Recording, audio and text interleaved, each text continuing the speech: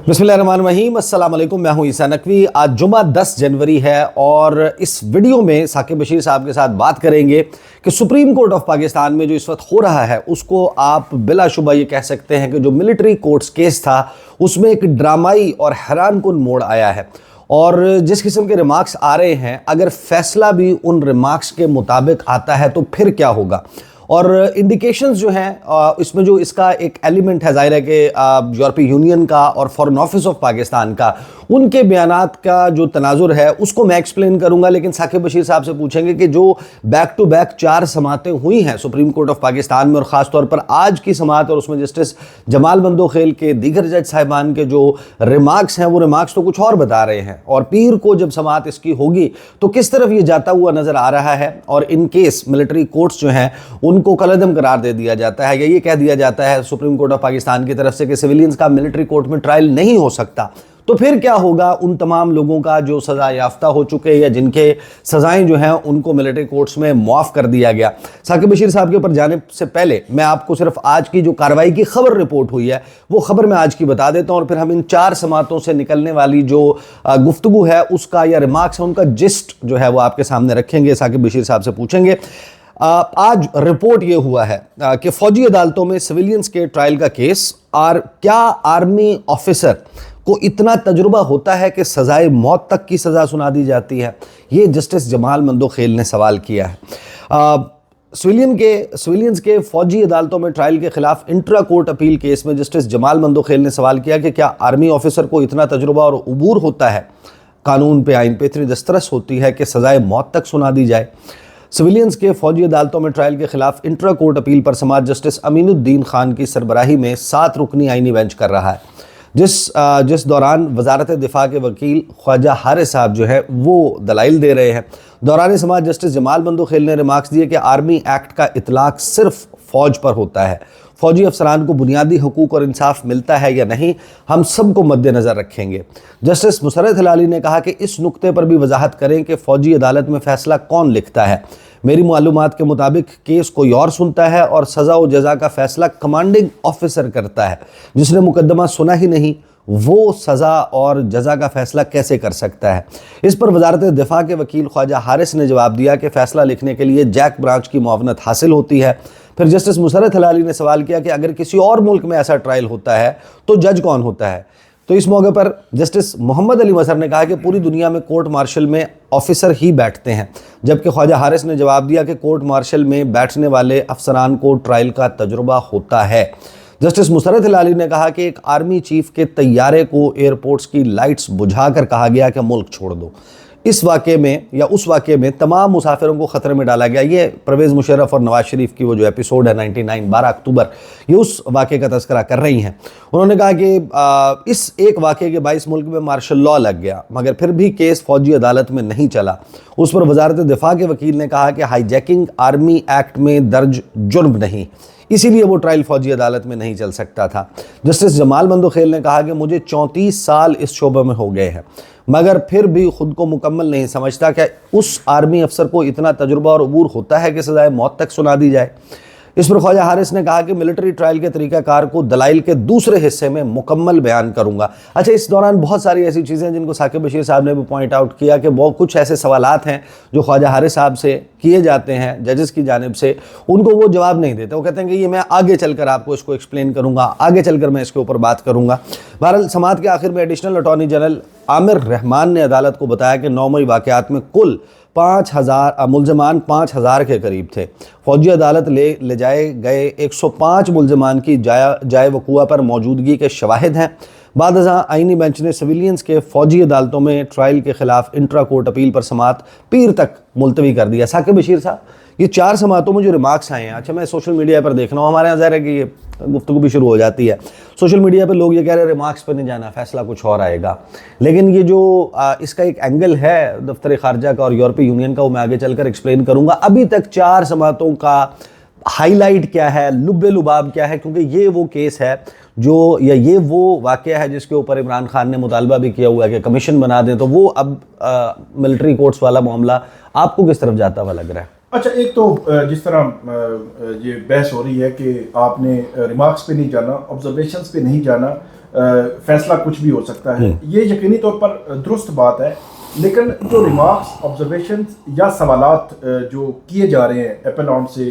जो अपील कुनिंदा हैं वजारत दिफा के वकील से, बज़ाहिर वो अभी तक जो बेंच है उसको मुतमिन नहीं कर पा रहे, क्योंकि बार बार एक सवाल का आना जो है इस चीज़ का सबूत है कि वो इस पे सेटिस्फेक्शन नहीं है बेंच को कि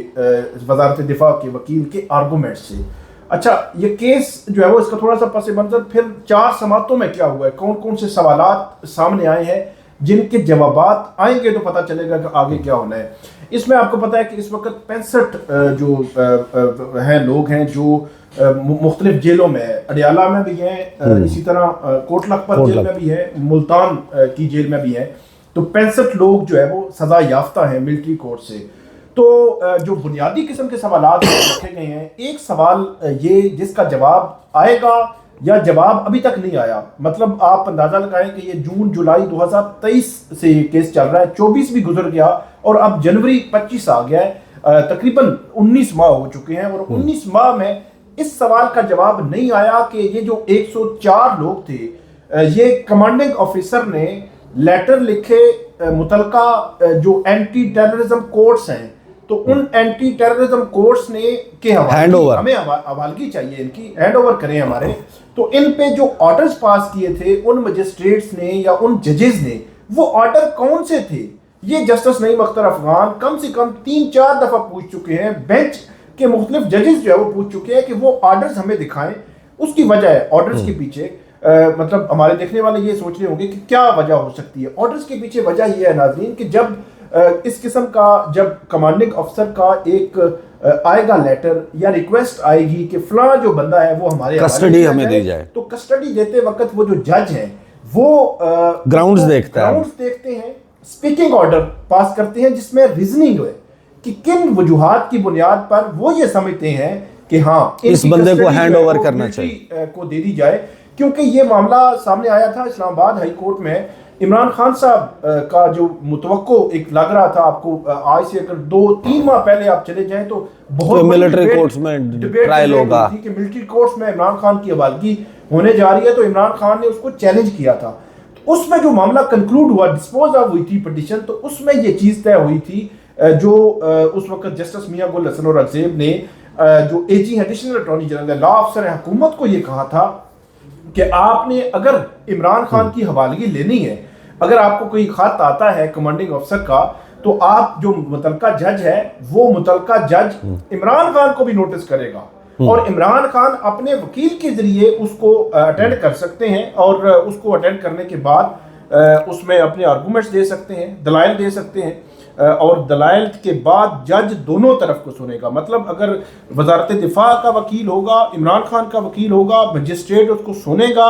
स्पीकिंग ऑर्डर देगा, हाँ इमरान खान या XYZ कोई भी है उसकी हवालगी बनती है, तो उसके बाद ये हवाले किया जाएगा। तो इसलिए सुप्रीम कोर्ट का जो आईनी बेंच है बार बार ये कह रहा है कि आप जो है वो हमें वो ऑर्डर्स दिखाएं। अच्छा, जब भी ये सवाल होता है तो ख्वाजा हारिस जो है उनकी जानिब से कहा जाता है कि आगे चलकर हम आपको बताएंगे। हालांकि मेरा ख्याल है कि ये बड़ा सिंपल सा सवाल था, इसका उनको फौरी तौर पर जवाब भी दे देना चाहिए था, वो ऑर्डर्स भी प्लेस कर देने चाहिए थे। जस्टिस आयशा मलिक जब ये केस शुरू में सुना जा रहा था तब भी ये सवाल उठा रही थी कि वो ऑर्डर्स हमें दिखा दें। तो एक सवाल तो ये हो गया कि ऑर्डर्स वो जो आपके हैंडओवर आपने किया तो उसके ऑर्डर्स कहाँ पे हैं मजिस्ट्रेट से? अच्छा, मुझे ये बताएं कि जब अब जो रिमार्क्स हैं उन रिमार्क्स से तो यही लगता है कि भाई ये मिलिट्री कोर्ट्स वाला मामला हो सकता है कि सेट असाइड हो जाए, कि मिलिट्री कोर्ट्स में सिविलियन का ट्रायल नहीं हो सकता। लेकिन मुझे सवाल मैं उसको एक्सप्लेन करूंगा कि क्यों ये रिमार्क्स जो हैं वो मैं कम से कम सीरियसली ले रहा हूँ। उसकी कुछ वजूहात हैं, वो इंटरनेशनल हैं, वो पाकिस्तान के दफ्तर खारजा से ICCPR से रिलेटेड हैं, वो ह्यूमन राइट्स काउंसिल और उसमें मुस्तकबिल के हवाले से जो है वो रिलेटेड मामलात हैं। लेकिन अगर सुप्रीम कोर्ट ऑफ पाकिस्तान अब ये करार दे देती है कि सिविलियंस का मिलिट्री कोर्ट में ट्रायल नहीं हो सकता, तो जो लोग सज़ा सुना दी गई और उनमें से कुछ हैं जिन्होंने मर्सी पिटिशंस फाइल कर दी, उन मर्सी पिटिशंस के ऊपर उनको ओके करके रिहा कर दिया गया,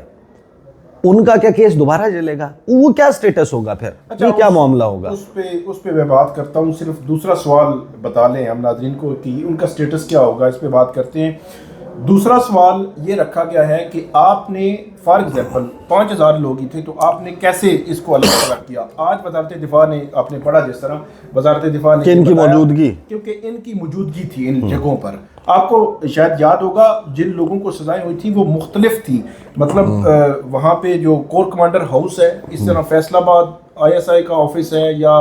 मर्दान में, या मुख्तलिफ तंसीबात। लेकिन मरियम नवाज तो कहती हैं कि हसन न्याजी को पतलून लहराने के ऊपर सजा हुई है। अब मरियम नवाज तो कुछ भी कह सकती हैं, तो वो उसको 9 मई के या जलाओ घिराव वाला या ट्रेस पासिंग का या अंदर जाके तोड़ फोड़ का केस नहीं करार दे रही। वो कह रही हैं कि वो जो उनको सजा हुई है, अगर 10 साल हुई है तो वो 10 साल के बाद बाहर आएगा, दुनिया तब्दील हो जाएगी, तो उसको जो सजा दी है वो पतलून रहना। पहली बात तो ये है कि 10 साल बाद बाहर आएगा, वो तो ऐसा नजर नहीं आता। जो आपने सवाल किया उस पे आते हैं। मरियम नवाज की तो पॉलिटिकल स्टेटमेंट है, वो कि स्टेटस क्या होगा इन लोगों का? स्टेटस क्या होगा? इनका स्टेटस ये होगा कि इस वक्त 65 लोग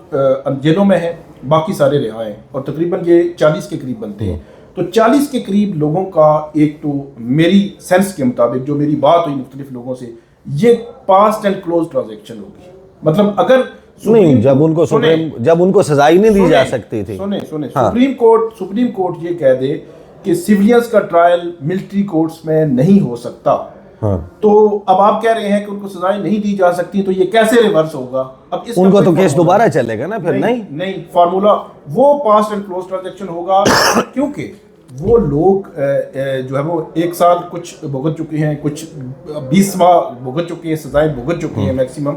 तो वो मामला मेरी सेंस के मुताबिक, और मेरी बहुत सारे लोगों से बात भी हुई जो कानून को जानते हैं, कि वो मामला क्लोज हो जाएगा, क्योंकि ऐसा नहीं हो सकता कि वो 1-1, 2-2 साल सजाएं भी काट चुके हों और उनका केस दोबारा से चले, फिर दोबारा केस भी चले, दोबारा वो जमानतें कराएं, दोबारा उनको सजाएं शुरू हो जाए। ये नहीं होगा। अच्छा, रहेगी बात 65 लोगों की हद तक। 65 लोगों की हद तक ये होगा कि अगर सुप्रीम कोर्ट ये कह देती है कि सिविलियंस का ट्रायल मिलिट्री कोर्ट्स में नहीं हो सकता, तो इनकी सजाएं कलअदम हो जाएंगी और इनको कहा जाएगा कि इनके केसेस ट्रांसफर कर दिए जाएं एंटी टेररिज्म कोर्ट्स में, और वहां पे एंटी टेररिज्म कोर्ट्स में जैसे ही उनके केसेस जाएंगे तो इन लोगों को जमानत मिल जाएगी। सही, बज़ाहिर जो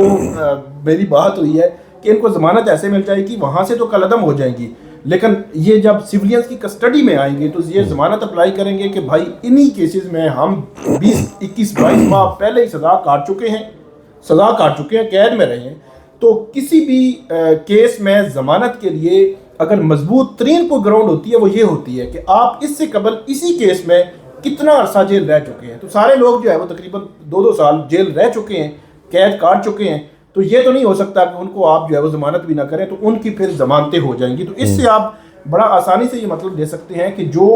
बज़ाहिर लग रहा है कि जो ये जितना भी बेंच है, बेंच की अक्सरियत, आप देखें कि जो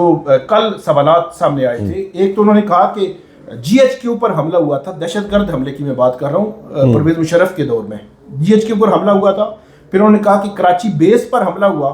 फिर त्यारा साजिश केस की बात आज भी हुई, कल भी हुई, कि उन्होंने कहा कि इतने हाई प्रोफाइल केसेस थे,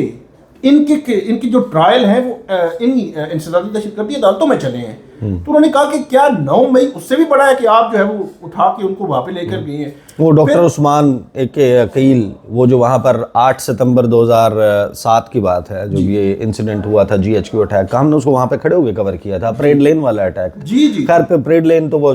सुसाइडल, लेकिन इसमें तो लोग एक कैरी वैन डब्बा लेकर दाखिल हो गए थे ना GHQ में। तो वो ये कह रहे थे कि आप जो है वो तमाम ये ट्रायल्स वहाँ पे चले कि क्या ये भी उससे भी बड़ा है। फिर जो बेंच सवाल उठा रहा है, मल्टीपल क्वेश्चंस हैं कि आपके फंडामेंटल जो राइट्स हैं वो मुअत्तल नहीं हो सकते सिविलियंस के। आप इस तरह नहीं हो सकता कि आप अब वहाँ पे जो कमांडिंग अफसर है, अब आज जो सवाल आया कि ये फैसला लिखता कौन है। फिर एक और जो क्वेश्चन है कि जब मिलिट्री की हाई कमांड ने 9 मई के बाद बड़ी बड़ी मीटिंग्स की, उनमें प्रेस रिलीज आ गई कि हर चीज ईच एंड एवरीथिंग जो है वो साबित हो चुकी है, अवेलेबल है, CCTV फुटेज है, इसमें डेफिनेटली मौजूद हो, अनडिनाइबल एविडेंस मौजूद है। बिल्कुल, इसमें बेंच ने भी ये बात की और हम भी यही बात करते हैं कि किसी बंदे ने भी कुछ जुर्म किया है ना, उसको उसकी सजा मिलना चाहिए। उसमें कोई हम फोरम की बात कर रहे हैं कि उसके पास फोरम, उसके खिलाफ कार्रवाई के लिए फोरम कौन सा होगा। तो जब मिलिट्री की हायर जो अथॉरिटीज़ हैं उन्होंने सब कुछ ये कह दिया, तो क्या उनके नीचे जो मातहत अफसरान हैं, जो कमांडिंग अफसर है या बतौर जज काम कर रहे हैं या फैसला लिख रहे हैं या ट्रायल कर रहे हैं, तो क्या वो उसके अगेंस्ट जा सकते हैं? ये भी एक सवाल तो है ना। सही, अच्छा हो सकता है क्वेश्चंस जो है वो बेंच की जानिब से आ रहे हैं और उससे बज़ाहिर जो लग रहा है कि कम से कम ये 9 मई के जो सिविलियंस थे ना, इनके ट्रायल को गैर कानूनी करार दिया जाएगा। लेकिन सवाल ये है कि होगा क्या? होगा ये कि एक आर्मी एक्ट की सेक्शन है 4D21 2D12, ये दो हैं,